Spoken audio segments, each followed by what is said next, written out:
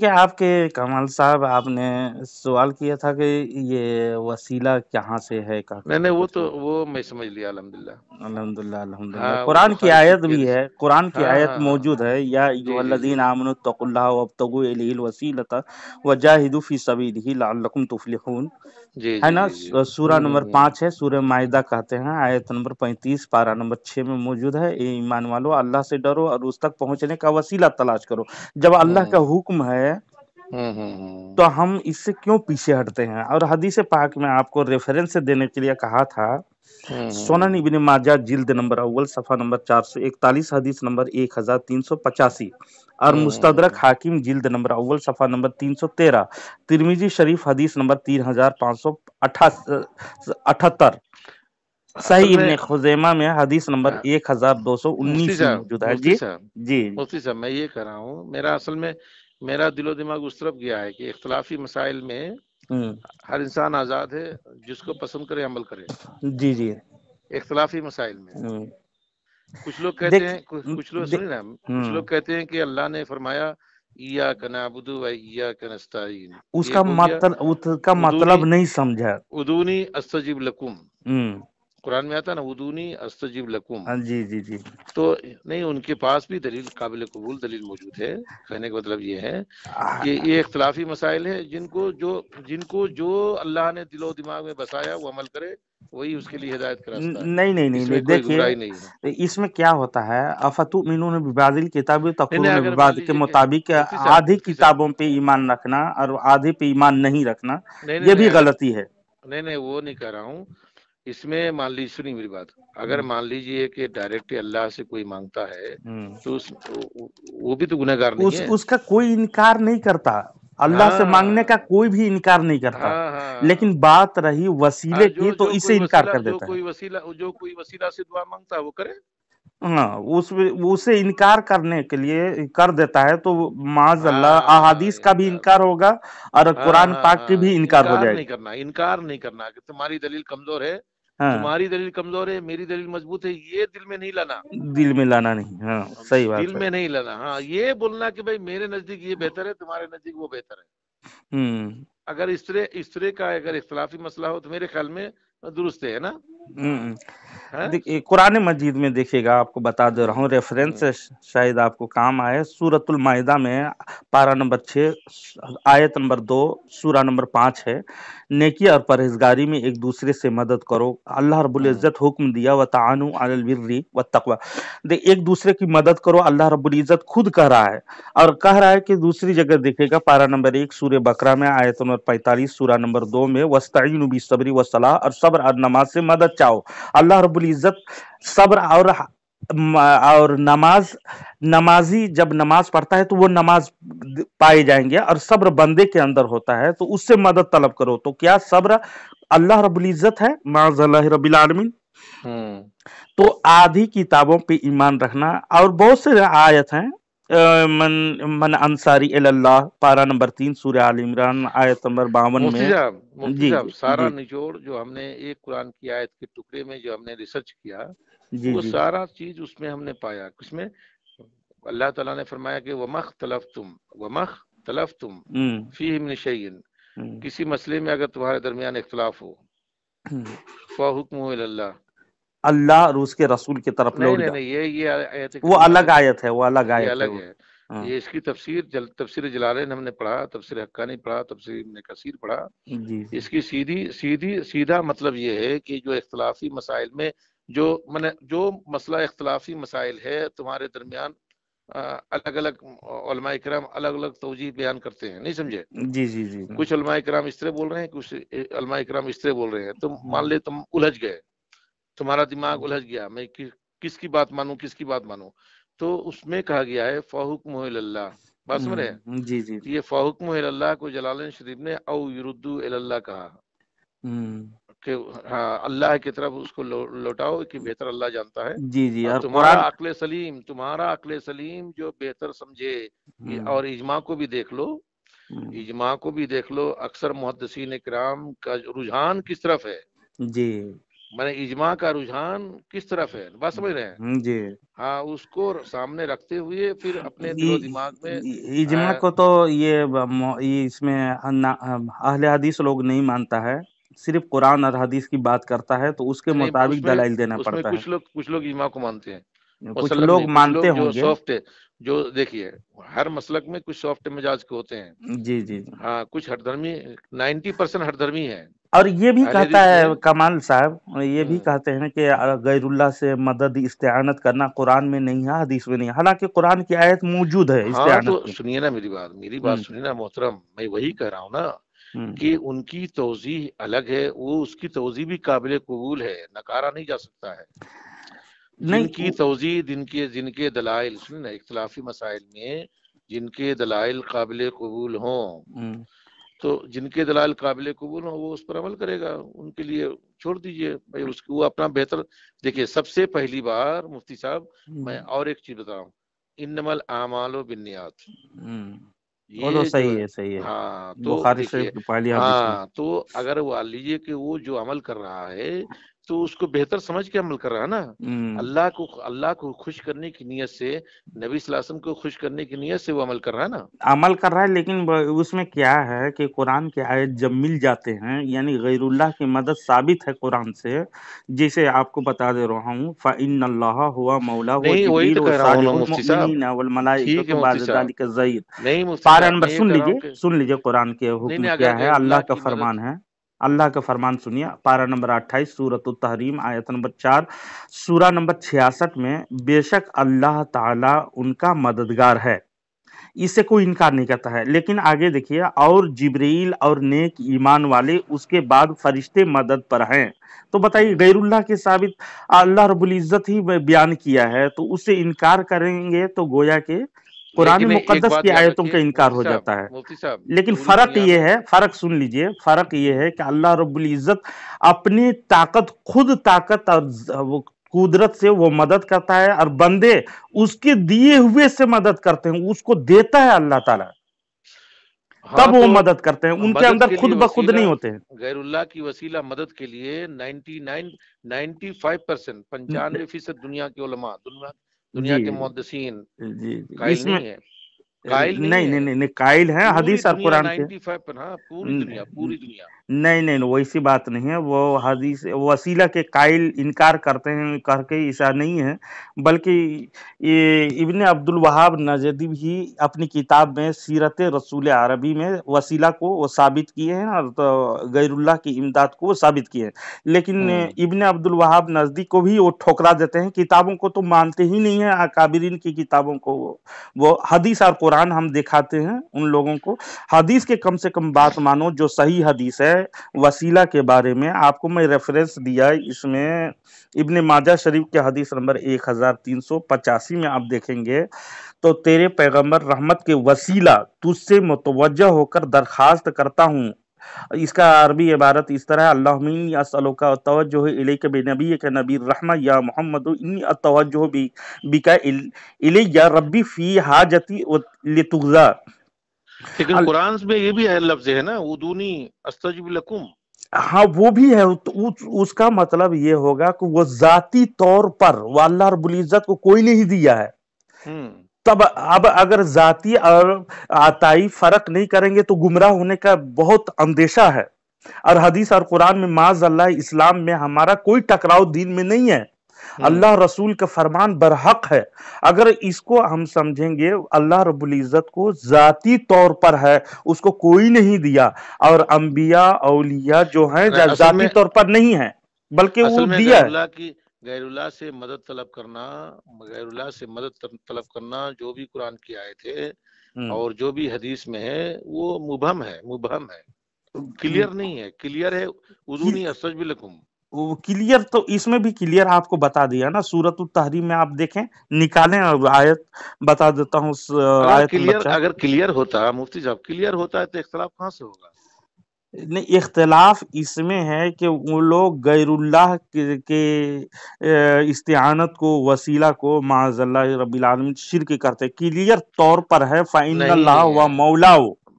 ہم ایک ہی چیز کو جانتے ہیں مفتی صاحب، جو کلیئر نہیں ہے اسی میں اختلاف ہے۔ ہم اتنا ہی جانتے ہیں، جو کلیئر نہیں ہے. نہیں تو دیکھیے بڑے بڑے محدثین، بڑے بڑے مفکر، ارے علماء دیوبند، کتنے بڑے بڑے علماء محدثین ہیں، بولیے. ہے، لیکن اس میں کیا ہوا دیکھیے ہے، ابھی کسی کو تقی عثمانی صاحب پوری دنیا کے بڑے علماء دین میں مانے جاتے ہیں نا. ہاں صحیح بات ہے، لیکن ان لوگ تو خود ان کے دیوبند والے انکار کر دیتے ہیں. دیکھیے غیر اللہ سے اگر تقی آپ عثمانی صاحب بھی غیر اللہ کی اعانت کے لیے منع کرتے ہیں. دیکھیے قرآن کی آیت میں بتا رہا ہوں، سورۃ النحل ہے، آیت نمبر سن لیجئے، اب آیت نمبر 40. وہ نہیں کہہ رہا ہوں مفتی ایک صاحب، میں یہ کہہ رہا ہوں کہ کھلے ہوئے آیت جو آپ پوچھ رہے تھے، اس لیے میں بتا رہا ہوں آپ کو، کھلی طور پر، صاف ستھری طور پر. اگر غیر اللہ کی استعانت، مدد اگر شرک ہوتا، نعوذ باللہ من ذالک، تو قرآن کی آیت ایسے نہیں آتے. سورۃ النمل کھولیے، پارہ نمبر 19 میں ہے، سورہ نمبر 27 ہے، آیت نمبر 40 ہے. اعوذ باللہ من الشیطان الرجیم، بسم اللہ الرحمن الرحیم. قال الذین عنده علم من الکتاب انا آتیک به قبل ان یرتد الیک طرفک. جس کے پاس کتاب کا علم تھا، اس علم والے نے عرض کیا، یعنی اجازت چاہی، میں لے آتا ہوں اسے آپ کے پاس، اس سے پہلے کہ آپ کی آنکھ جھپکے. آگے فلما رآہ مستقرا عنده، پھر جب سلیمان علیہ السلام نے تخت کو اپنے پاس رکھا دیکھا، قال ھذا من فضل ربی.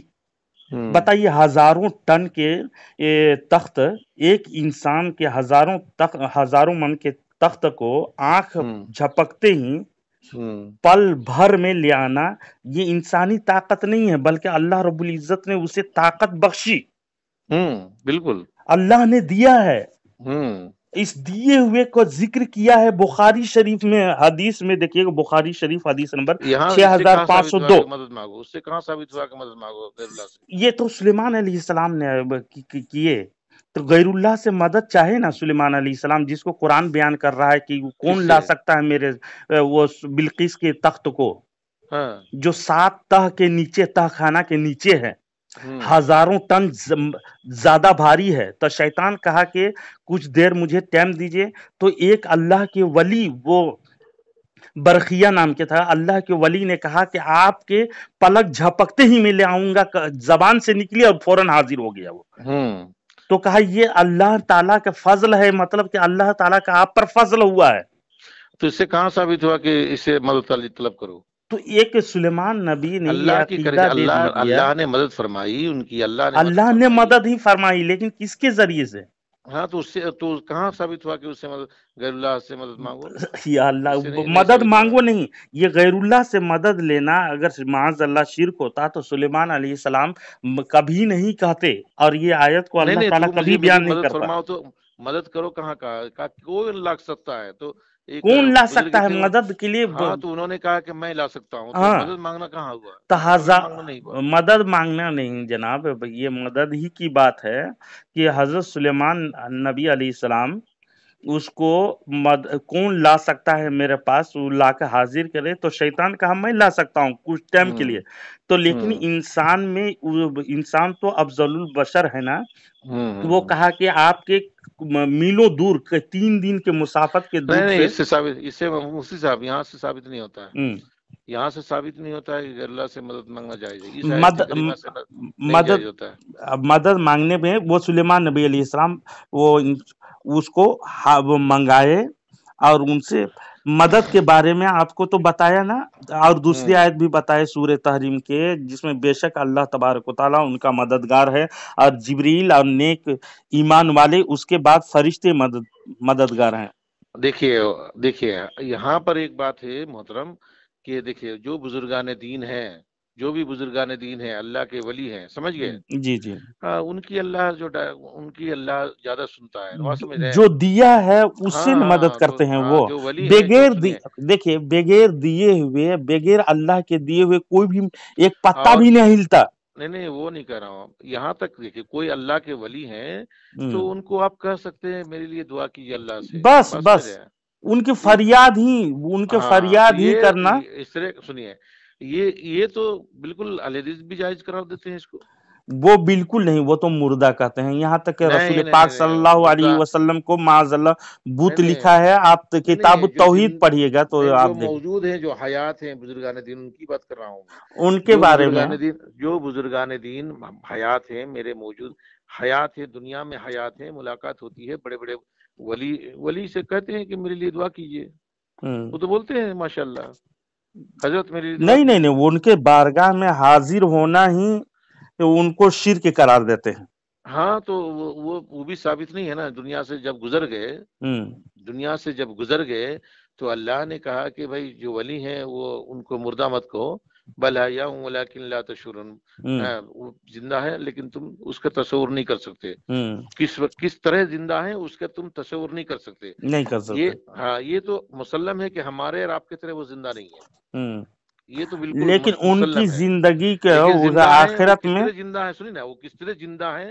اللہ نے قرآن میں کہا زندہ ہے، ولکن لا تشعرون کہا ہے، کس طرح زندہ ہے تم نہیں سمجھ سکتے۔ اس کا مطلب یہ ہوا کہ وہ ہمارے اور آپ کی طرح زندہ نہیں ہے، وہ الگ طریقے سے اللہ نے اس کو اپنے کرشمہ کے طور پر ان کو زندہ رکھا ہے۔ وہم یرزقون کا بھی لفظ آتا ہے، اللہ تعالیٰ ان کو روزی دیتا ہے، رزق دیتا ہے۔ تو وہ روزی کیسا ہوتا ہے؟ دال روٹی ہوتا ہے، دال سبزی ہوتی ہے، وہ اس کی مرضی ہے، وہ اللہ جانتا ہے۔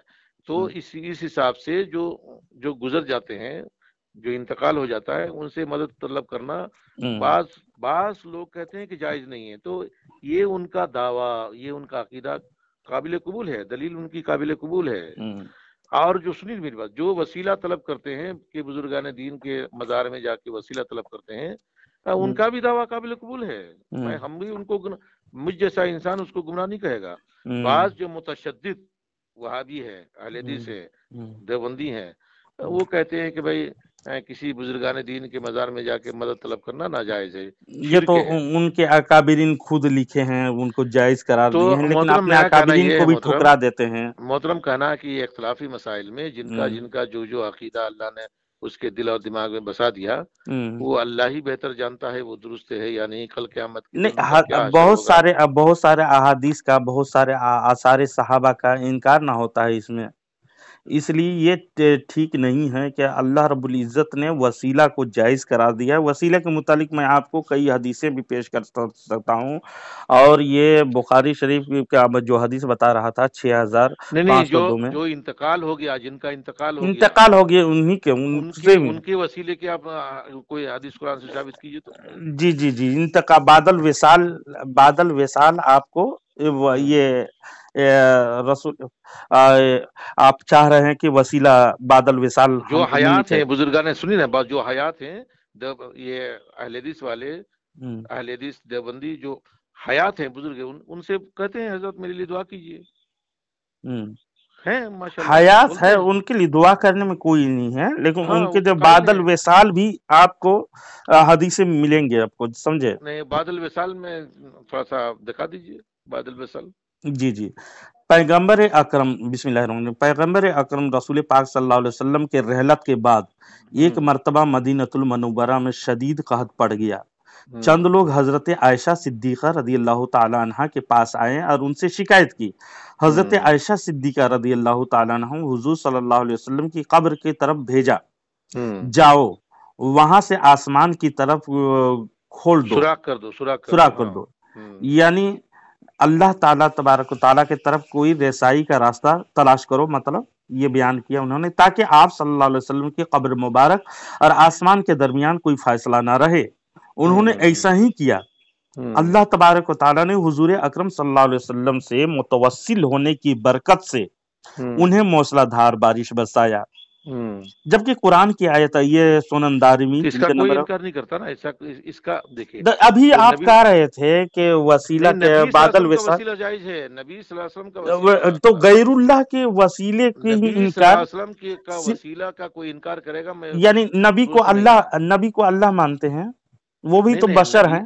نہیں، نبی صلی اللہ علیہ وسلم کا وسیلہ، نبی ہمارے نبی ہیں، نبی پیغمبر ہیں، تو جو صالحین ہیں، نبی کا درجہ کوئی ولی نہیں لے پائے گا، مطلب نہیں لے سکتا۔ دیکھیں روزانہ ہم نماز میں دعا کرتے ہیں، اہدنا الصراط المستقیم، اے اللہ ہمیں سیدھے راستہ چلا، ٹھیک، सीधा रास्ता कौन है? अल्लाह तबारक व तआला खुद कुरान मजीद में ये बयान फरमाया, अल्लज़ीना अनअमल्लाहु अलैहिम मिनन नबिय्यीना व सिद्दीकीना व शुहदाए व सालिहीन।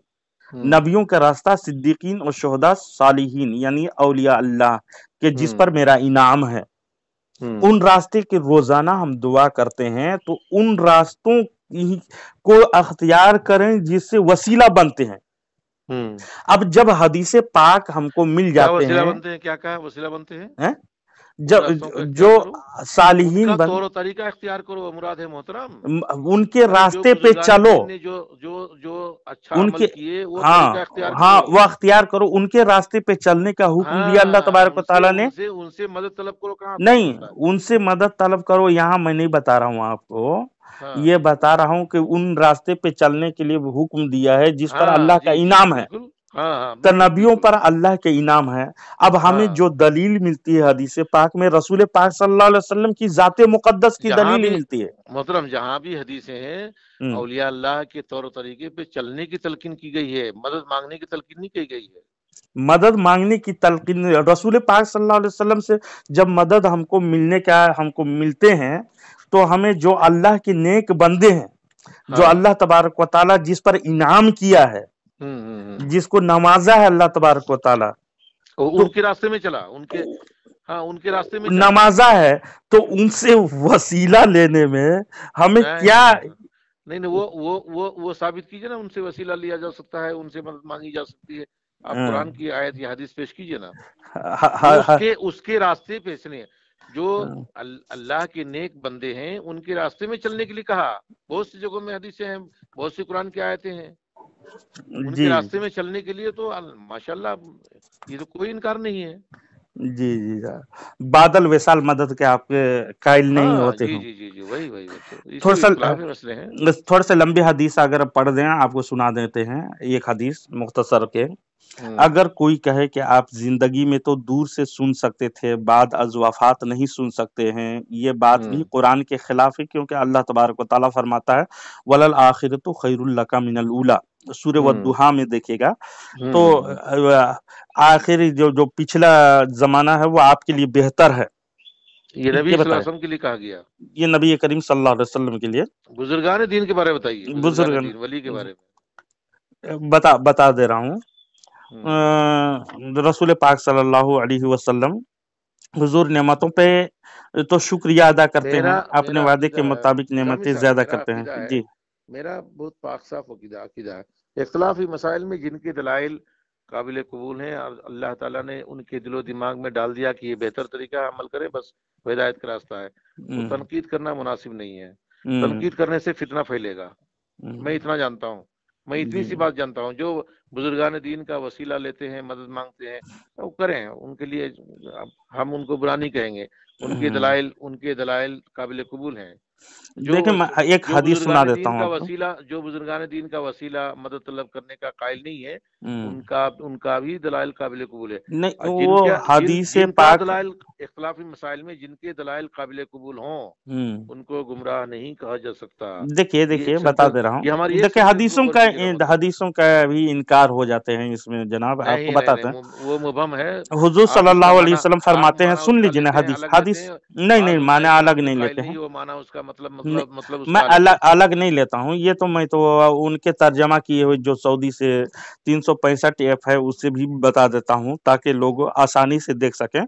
हुजूर सल्लल्लाहु अलैहि वसल्लम फरमाते हैं, जब मोमिन कब्र के इम्तिहान में कामयाब हो जाता है तो फरिश्ते उससे कहते हैं, अपने दोजख वाले ठिकाने को देख, उसके बदले में अल्लाह ताला ने तुझे जन्नती ठिकाना अता फरमाया, यानी जन्नत ठिकाना अता फरमाया।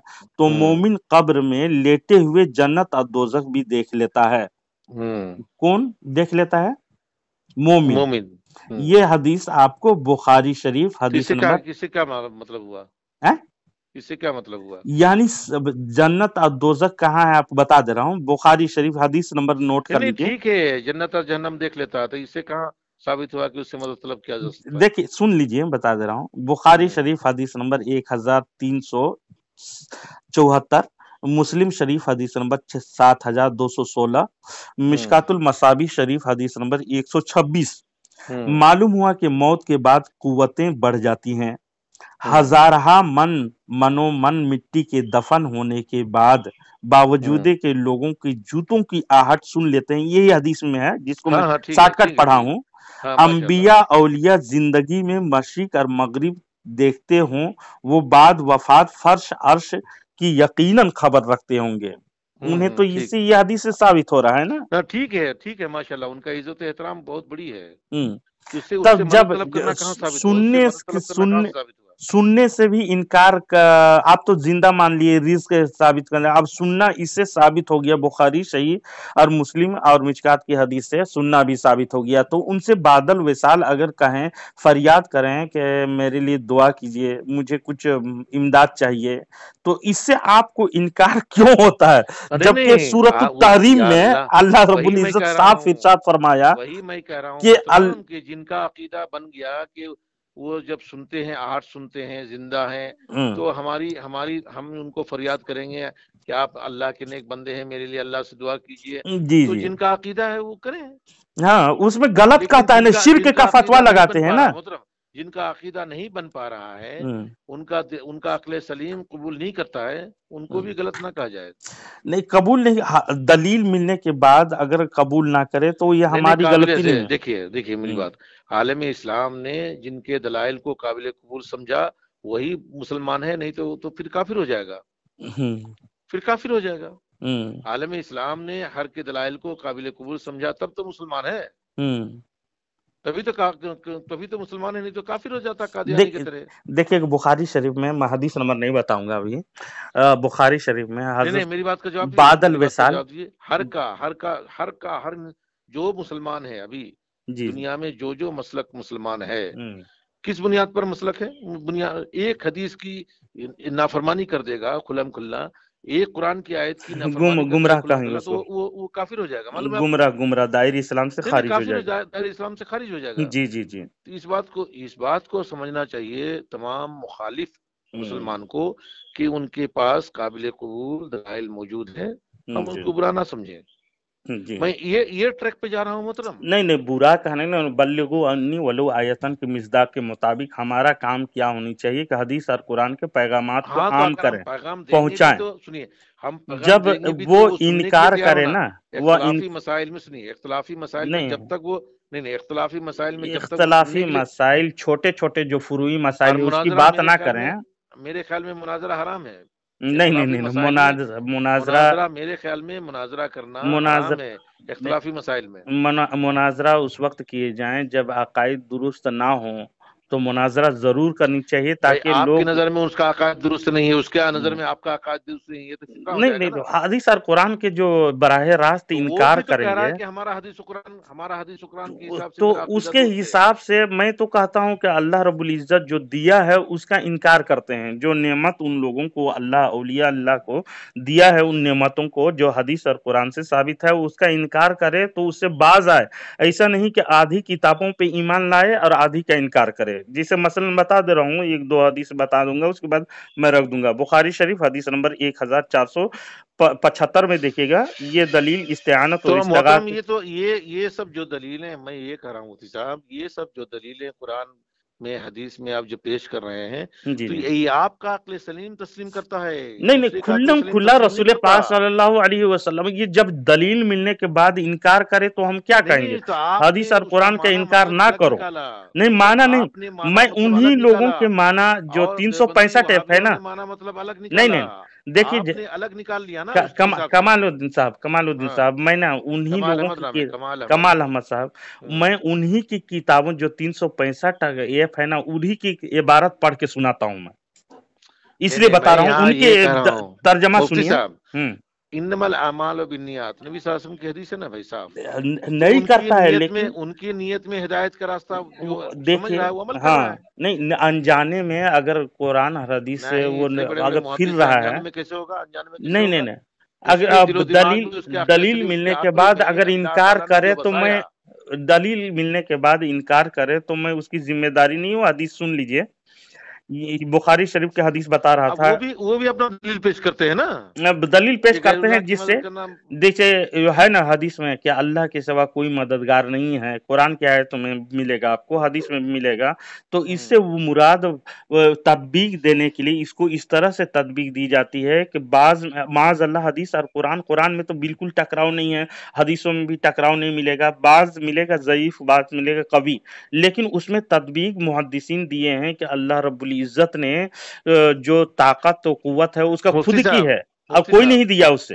مفتی صاحب بڑے جی بڑے محدثین گزرے ہیں جو اولیاء اللہ کی مدد کے قائل نہیں ہیں، ابھی موجودہ زمانے میں، موجودہ زمانے میں پوری دنیا کے بڑے عالم دین ہیں